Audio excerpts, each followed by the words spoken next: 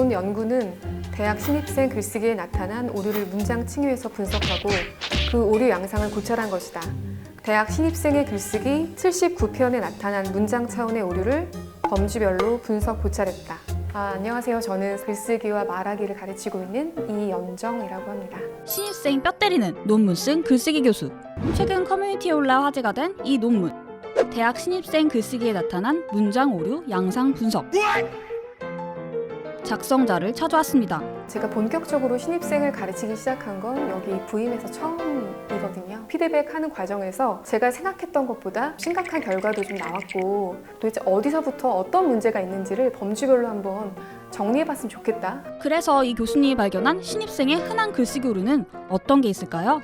첫 번째, 의식의 흐름대로 글쓰기.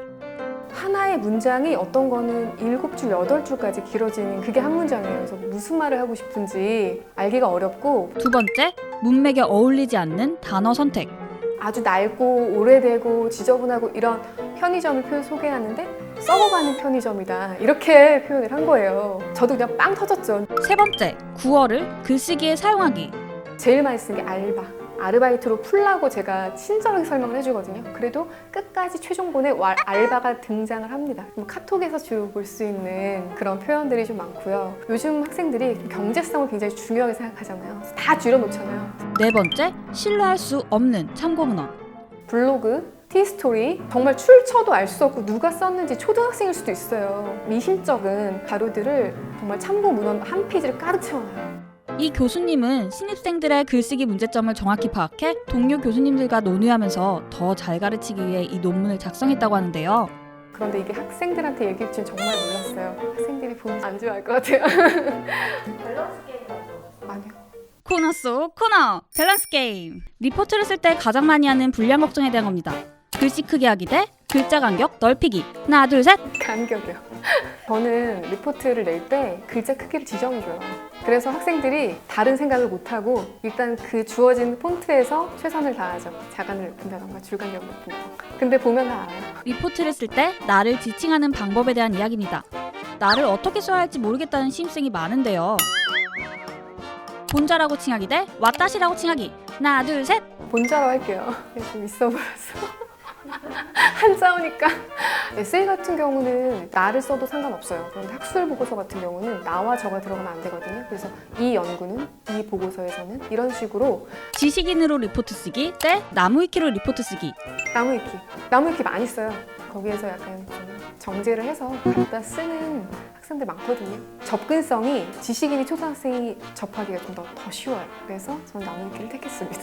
용두사미 리포트 대 사두용미 리포트. 하나, 둘, 셋! 용두사미. 서론을 제일 먼저 읽거든요. 서론이 그 글에 주는 인상이 굉장히 강합니다. 그래서 뭐 중간이 약간 부실하고 결론이 약간 좀 부실해도 서론이 좋으면 좀 글이 조금 더 좋아 보이는 것 같아요. 궁서체 대 굴림체. 하나, 둘, 셋! 굴림이요. 제가 많이 써요.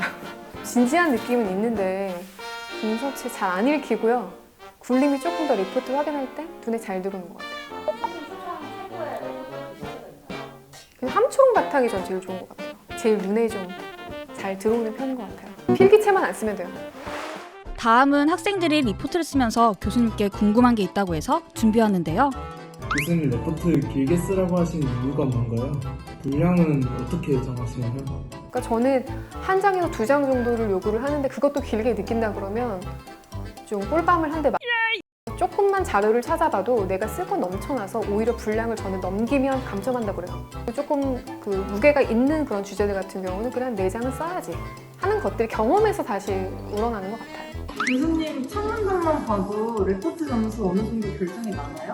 첫 문장 좀 그런 부분이 있는 것 같아요. 첫 문장 딱 시작하는 거 봐도 글을 많이 써봤네 하는 느낌이 드는 그런 게 있죠. 왜 가수들도 첫 소절만 들어봐도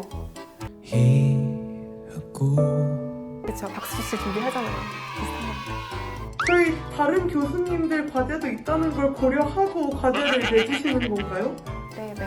근데 저는 좀 미안해요, 그런 부분은. 그리고 특히 이제 비대면 수업이 되면서 과제가 진짜 엄청나다고 들었거든요. 미안해요. 여러분 미안해요. 이현정 교수님은 글쓰기가 세상을 살아가는데 꼭 필요한 스킬이라고 말합니다. 회사에 취직을 한다 그러면 그냥 보고서에 일상이 회사원들의 삶이라고 생각하거든요. 메일 같은 거 보낼 때도 친구한테 카톡 보내듯이 할 수는 사실은 없잖아요. 그래서 대학교 졸업 뒤 사회에 나갈 학생들에게 글쓰기를 더 잘 가르치고 싶은 마음뿐인데요. 교수님은 이제 2022학년 신입생을 손꼽아 기다리고 있습니다.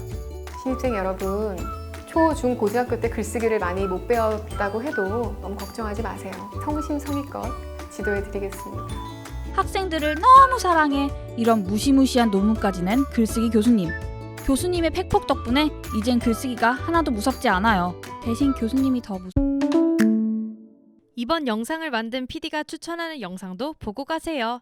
스브스 뉴스의 다른 영상을 즐기시려면 구독 버튼을 꼭 눌러주세요.